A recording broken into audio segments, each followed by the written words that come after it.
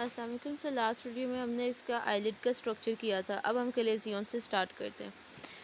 दो चीज़ें इसमें ना उनको हम रिलेट करके पढ़ेंगे ताकि हम ना उनको कंफ्यूज ना करें। जैसे कलेजियन भी हम आईलिड पढ़ रहे हैं, ये भी आईलिड पे स्वेलिंग होती है, और जो इससे आगे स्टाई है उसमें भी हम आईलिड की स्वेलिंग होती है। तो हम इन दोनों चीज़ों को एक साथ वीडियो में कवर करेंगे ताकि हम इन दोनों को क्लिनिकली भी डिफ्रेंशिएट कर सकें, और रिटन में भी अगर कोई स्नैरियो आ जाता है तो हमें पता चल जाए कि ये कलेजियन है या स्टाई है। ठीक है। अब क्लेजियन क्या होता है? क्लेजियन ये होता है कि जैसे आपको इसके अंदर नज़र आ रहा है, ठीक है, ये स्वेलिंग आपको आईलिड पर नज़र आती है। ठीक है, स्वेलिंग ही होती है, लेकिन इसका इम्पॉर्टेंट चीज़ ये है कि एक फ़र्स्ट ऑफ ऑल ये ग्रेजुअल होती है, एंड सेकंड थिंग इज़ कि ये पेनलेस होती है। ठीक है, इसमें दर्द नहीं होती पेशेंट को। आप उसे हाथ भी लगाओगे तो आप हाथ लगा सकते हो। हाथ लगा के जब आप उसे पल्पेट करोगे तो आपको एक हार्ड सा नोड्यूल सा फील होता है, और ये आहिस्ता पेशेंट से पूछते हो ये कैसे बना था, अचानक बना था, तो मरीज़ आपको बताएगा कि नहीं, आहिस्ता आहिस्ता मतलब बना है, ग्रेजुअल, यानी पहले कम था फिर ज़्यादा हो गया। और उसे पूछोगे दर्द होती तो वो बताएगा, आपको स्पेशली बताएगा कि दर्द नहीं होती। अब आप इसमें देखो आपको कौन कौन सी चीज़ें इंपॉर्टेंट है। इसमें देखो आई लैशेज़ की इन्वॉल्वमेंट नहीं है। ठीक है, इसमें आई लैशेज़ उसकी ठीक है, आई लैशेज़ का कोई इतना मसला नहीं है। ये लिड के ऊपर है स्वेलिंग। ठीक है, अब आप इसके अंदर जो है इसमें वो स्टार्ट पे फिर जिक्र करते हैं कि एटियोलॉजी के बना कैसे, ये क्या है। ठीक है, किस ग्लैंड की स्वेलिंग है ये बेसिकली मेबोमियन ग्लैंड जो है, ठीक है, उसकी स्वेलिंग है। आप दो ग्लैंड्स यहाँ पर मैंने आपको आईलिड का स्ट्रक्चर पहले करा दिया हुआ है। जो लैश के आई लैशेज़ के साथ होते हैं ग्लैंड होते हैं जीज ग्लैंड ना, और उससे पीछे पोस्टीरियरली पड़े होते हैं, ये इंटीरियर साइड है और ये पोस्टीरियर साइड है। ठीक है, पोस्टीरियर जो पीछे पड़े होते हैं मेबोमियन ग्लैंड।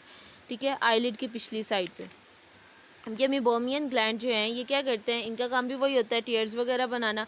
तो जब ये ऑब्स्ट्रक्ट कर जाएंगे मेबोमियन ग्लैंड जो है, ये क्या होगा, ये इसकी ओपनिंग थी, ठीक है, जिससे इसने बाहर आना था।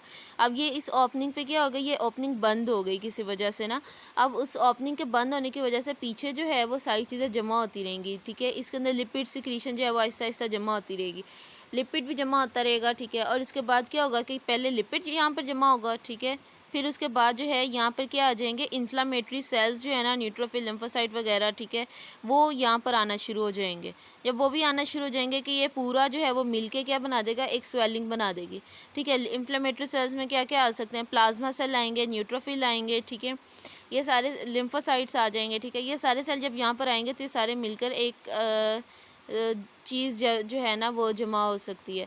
ठीक है, उसकी वजह से क्या होगा कि अब आपकी जो आईलिड है ना उसके अंदर आपको एक स्वेलिंग मिलेगी। ठीक है, इम्पॉर्टेंट फीचर इसका सबसे इम्पॉर्टेंट ये है कि ये ग्रेजुअल होती है, आहिस्ता आहिस्ता बनती है, और इसमें दर्द नहीं होती।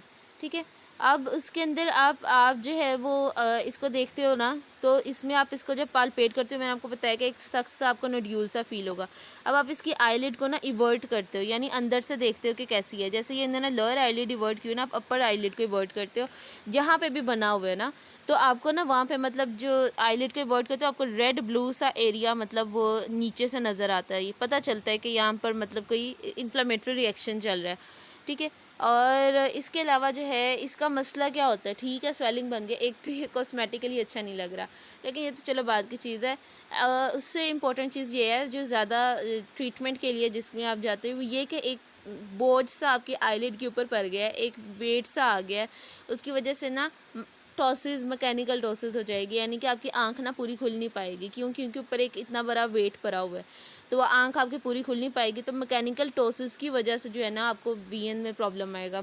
इसके अलावा इसकी कुछ और कॉम्प्लिकेशंस भी होती हैं जब ये ऊपर ये पड़ा हुआ है, चाहे ये अपर आईलिड में भी हो सकता है, लोअर में भी हो सकता है। लेकिन जैसे मैंने आपको लास्ट वीडियो में आईलिड का स्ट्रक्चर करा दिया हुआ था, मैंने आपको बताया था कि अपर आईलिड में तकरीबन 40 मेबोमियन ग्लैंड्स है ना, तो नीचे वाले में 20 ही होंगे। अगर ऊपर 40 है तो नीचे 20 होंगे, तो इसलिए ऊपर मेबोमियन ग्लैंड्स ज़्यादा हैं, तो ऊपर ज़्यादा चांसेस होते हैं इसके बनने के ना, क्लोजियन के बनने के।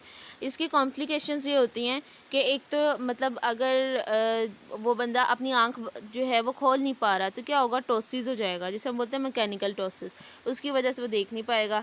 ठीक है, दूसरी चीज़ क्या होगी कि जब ये ऊपर इतना बड़ा सा वो पड़ा हुआ है, वो क्या करेगी, वो कॉर्निया की जो सरफेस है ना, मतलब हमारी जो कॉर्निया की सरफेस है, मे बी इसके ऊपर वो जो है उसकी वेट पड़ने की वजह से उसे पीछे को प्रेस करे, जिसकी वजह से जो शेप है वो ख़राब हो जाए, हमारी यहाँ से थोड़ी बहुत अप डाउन हो जाए, और उस वजह से स्टिग्मेटिज्म आ सकता है। ठीक है, तो ये दो चीज़ें जो है वो हमें कॉम्प्लिकेशन में देखने को मिल सकती हैं, ठीक है, अगर हम इसको ठीक नहीं करते। लेकिन ये वैसे नॉर्मली ना खुद ही ठीक हो जाता होता है, मतलब रिजॉल्व हो जाता है। या तो इसके फेट्स क्या होते हैं कि या तो इसने खुद ब खुद ठीक हो जाना है, या जो है ये लिक्विफाई कर जाता है और कोई फाइब्रस सैक बना देगा, या ये कोई अंदर फाइब्रोसिस हो जाएगी, हार्ड नोड्यूल बन जाएगा, और अगर इसकी कैल्सिफिकेशन हो जाती है तो ये और सख्त हो जाएगा। अच्छा, इसके बाद ना ये फर्दर आगे जा सकता है कि यही नोड्यूल जो है उसके अंदर सपरेशन हो जाए, ठीक है, ये पस आ जाए, तो वो हम आगे पढ़ेंगे कि वो भी बन सकता है, ये बर्स्ट भी कर सकते हैं, बताया हुआ, ठीक है। और इसके अंदर जो है ये नॉर्मली क्या होता है कि कोई बैक्टीरियल इन्फेक्शन हो सकता है जिसके केस में ये बन रहा है, ठीक है। अब देखिए कि एक क्रोनिक कंडीशन है, क्रोनिक का मतलब काफ़ी देर से, स्टेराइल है, इन्फ्लेमेटरी है, lipogranuloma of the membrane gland, ठीक है। तो now we can get important चीज़ क्या आती है कि ग्रेजुअल है और पेनलेस है, ठीक है। अब आप देखते हैं मार्जिनल कैलेजियन। मार्जिनल कैलेजियन का बस इसका ये है कि इसकी लोकेशन देख लो, मार्जिन का मतलब है कि मार्जिन पे पड़ा हुआ है, ठीक है। अब ये देखो, ये मार्जिन पे पड़ा हुआ है ये भी कैलेजियन, लेकिन ये मार्जिन पे पड़ा हुआ है। अब आप इसमें देख लो कि ये आईलैशेस को इन्वॉल्व नहीं कर रहा, ठीक है। ये इंपॉर्टेंट चीज़ें जो मैं आपको बता रही हूँ, ये आगे वाली चीज़ों से डिफ्रेंशिएट करके आपको डिफ्रेंशिएट कर सकोगे। आगे आप इसमें ऐसे पढ़ोगे कि जिसमें आईलैशेस गिर जाती हैं, तो अब देखो वो वाली चीज़ नहीं आ रही, बस ये एक मार्जिन पे पड़ा हुआ है, डेट्स वाई ये मार्जिनल कैलेजियन, और बाकी टियोलॉजी और चीज़ें इसकी सेम वही हैं। अब नेक्स्ट एक चीज़ है हॉर्डियोलम, ठीक है। अब कैलेजियन को ना हॉर्डियोलम से आपने डिफ्रेंशिएट करना है, ठीक है, क्योंकि पिक ऑस्पी आ सकती है या ये आपको शॉर्ट केस आ सकता है, तो ये दोनों चीज़ें जो है वो आप कैसे डिफ्रेंशिएट करोगे। मैंने एक चीज़ पे बहुत ज़्यादा स्ट्रेस किया था कैलेजियन में, और वो क्या थी कि ग्रेजुअल होते हैं, ठीक है, ग्रेजुअल होते हैं, और क्या होता है, पेनलेस होता है, ठीक है। और हॉर्डियोलम जो है ना, ये क्या होता है, इसमें पेन होगी, ठीक है, इसमें पेशेंट को शदीद दर्द होगी, ठीक है। और अगर आप उसको हाथ लगाते हो ना, पेन होता है कि नॉर्मल पेन हो रही है, वैसे ही पेशेंट बता रहे हैं कि मुझे दर्द हो रही है। और एक होता है कि आप अगर उस जगह पे हाथ लगाते हो जहाँ पे आपको मतलब वो स्वेलिंग से फील हो रही है, डिमेटर सा फील हो रहा है, तो वो उसको हाथ लगाने से भी दर्द होगी, इसे बोलते हैं टेंडरनेस का होना। और दूसरी चीज़ ये है कि इसके अंदर ना पुरुलेंस, मतलब ये एब्सेस होगी, आपको इसके अंदर पस नज़र आएगी, ठीक है, पुरुलेंट होगा ये। इसके अंदर आपको पस तो नहीं नज़र आई थी ना, ठीक है। तो ये है हमारा हॉर्डियोलम, ठीक है। हॉर्डियोलम में क्या है, ये स्टैफ यूरियस बैक्टीरियल इन्फेक्शन से हो रहा है, या तो बाहर से हो सकता है, ठीक है, हॉर्डियोलम एक्सटर्नम, ठीक है, जिसे हम स्टाई बोलते हैं, या ये हॉर्डियोलम इंटरनम हो सकता है। आप देखो इसके अंदर से पस निकल रही है। अच्छा, तो हम डिफरेंस कर रहे थे कैलेजियन और हॉर्डियोलम के। तो हॉर्डियोलम वो होता है जिसमें पेन होती है, टेंडर होगा, और वो पुरुलेंट एब्सेस होगी बेसिकली, कि आपको वहाँ पे ना मतलब पस टाइप फील होगी, और अगर आप प्रेस करते हो वहाँ पे नाइफ से तो पस निकलेगी भी, ठीक है। ये दो तरह से हो सकता है जो हॉर्डियोलम है, ठीक है। या तो ये हमारे पास क्या होगा कि या तो एक्सटर्नम होगा, ठीक है, हॉर्डियोलम का ही दूसरा नाम जो है ना वो स्टाई होता है, ठीक है। या तो ये बाहर होगा ना अगर सरफेस पे, तो एक्सटर्नम होगा, या ये इंटरनम होगा, ठीक है। हॉर्डियोलम एक्सटर्नम को स्टाई कहते हैं। हॉर्डियोलम एक्सटर्नम जो है ना, ये होता है कि स्टैफ यूरियस से होता है, ठीक है, एस यूरियस, ठीक है, ये हमें पता बड़ा नोटोरियस सा बैक्टीरिया है, हर इन्फेक्शन हर जगह पे, एब्सेस वाली जगह पे इसका नाम घुसा हुआ होता है। अच्छा, अब बाकी जो है इसके अंदर आपको किस तरह का दिखेगा, हॉर्डियोलम एक्सटर्नम जो है ये इस तरह से आपको फील होगा कि बाहर से आपको एडिमेटस सी वो सरफेस होगी, रेड सा होगा, और वो सपरेटिव होगा, ठीक है, उससे पस निकल रही होगी। जबकि जो कैलेजियन है उसमें आपको पस नहीं निकलती हुई नज़र आई, ठीक है। तो और ये क्या था, ये मेम्ब्रेन ग्लैंड जो है उसकी ऑरिफाइस उसका जो है वो ऑब्स्ट्रक्ट हो गया था। लाइपोग्रानुलोमा जो है जिसे आप कह सकते हैं कि इन्फ्लेमेशन थी यहाँ पे, और ये क्रॉनिक था। जबकि जो स्टाई है ये क्या है, ठीक है, कि ये एक्यूट है, ठीक है। अब इसमें जो मरीज़ आएगा ना, जो आपको एक्सटर्नल वाला, ये क्या बोलेगा कि जी मुझे अचानक यानी कि सडन जो है ये हुआ, यानी एक्यूट है, ठीक है। और ये नहीं है कि भाई होले होले से एक चीज़ हो रही है, ऐसा नहीं है। और ये सपरेटिव है, ठीक है। इसमें क्या है कि उसमें ना रेशा सा जो वो बोलेगा मरीज़ के आंख से निकलता है, ठीक है, सपरेटिव है।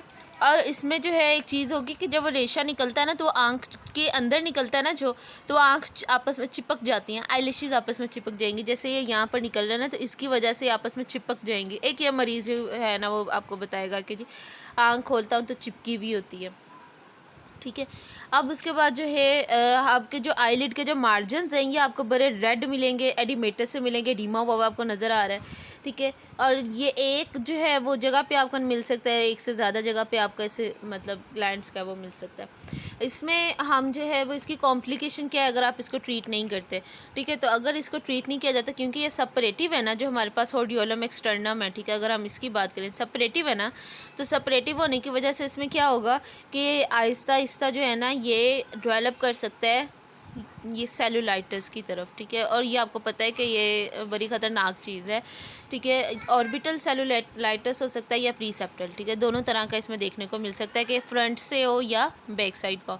और जो ऑर्बिटल सेलुलाइटिस होता है, फिर आपको पता है अगर उसका ट्रीटमेंट ना सही किया जाए तो फिर ब्लाइंडनेस लॉस भी हो सकती है, तो ये डेंजरस है। इसके अलावा ये कि जो तीसरी इसकी कॉम्प्लिकेशन है वो ये कि कैवर्नस साइनस भरा हुआ होता है हमारे पीछे, और अगर कैवर्नस साइनस का थ्रोम्बोसिस हो जाता है तो खुदा न ख्वास्ता अगर ये कॉम्प्लिकेशन आ जाती है, ठीक है, कि कैवर्नस साइनस का थ्रोम्बोसिस हो गया है, तो जिस एक आंख की वजह से ये कैवर्नस साइनस तक पहुंचा है, ठीक है, तो कैवर्नस साइनस का थ्रोम्बोसिस एक बार हो जाए तो पहले इन्फेक्शन था इस आंख का, लेफ्ट आंख का मिसाल के तौर पे, ठीक है, बाई आंख ख़राब थी।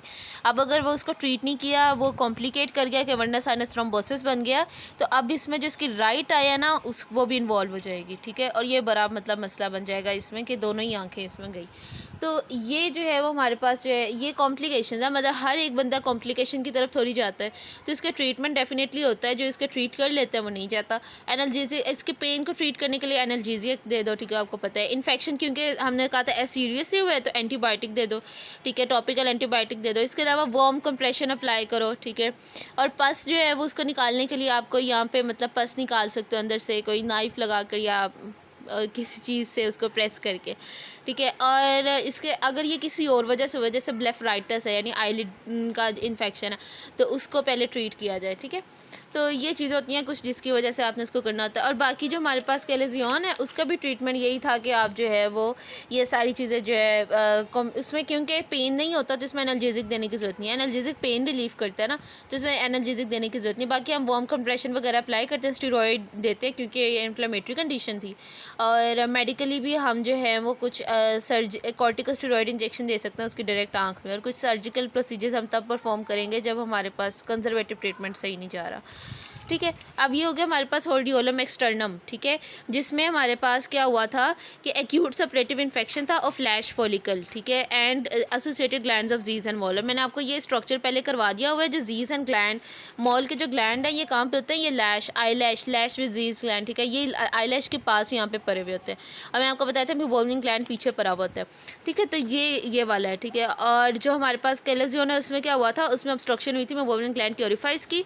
होडियोलम एक्सटर्नम या स्टाई में क्या हुआ, Gs and gland mall gland जो है वो और जो लैश फॉलिकल है उनका एक्यूट सेपरेटिव इन्फेक्शन हुआ है। और फिर जो तीसरी चीज़ है वो है होडियोलम इंटरनम, ठीक है। इसमें क्या होता है, ये अंदर को, इंटरनम का क्या मतलब बता रहा है, अंदर को पड़ा हुआ है ये भी होडियोलम, ठीक है। इसमें भी एक्यूट सेपरेटिव इन्फेक्शन होगा कि अचानक मरीज़ के एक अचानक हुआ है, इसमें भी दर्द होगी, इसमें भी पस निकलेगी, लेकिन इसके अंदर जो चीज़ है ना वो इन्वॉल्व हो रहा है पीछे वाला ग्लैंड, ठीक है। होडियोलम एक्सटर्नम में आगे वाला ग्लैंड था और इंटरनम में पीछे वाला ग्लैंड है। अगर आप लोगों को स्ट्रक्चर याद हो तो जीज एंड मॉल के ग्लैंड आगे पड़े हुए हैं और मेबोमियन ग्लैंड पीछे पड़ा हुआ है।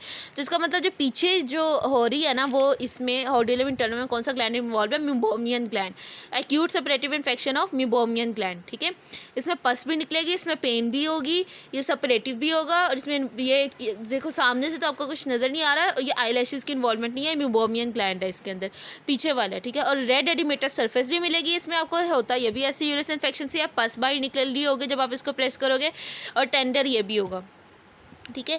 नाउ यू कैन डिफ्रेंशिएट, ठीक है, कि कैलेजियन जो है उसके अंदर पस नहीं थी, उसके अंदर एडीमा नहीं था, उसके अंदर से ये एक्यूट अचानक से नहीं हुआ था। कैलेजियन क्या था, वो ग्रेजुअल था, ठीक है, और वो पेनलेस था।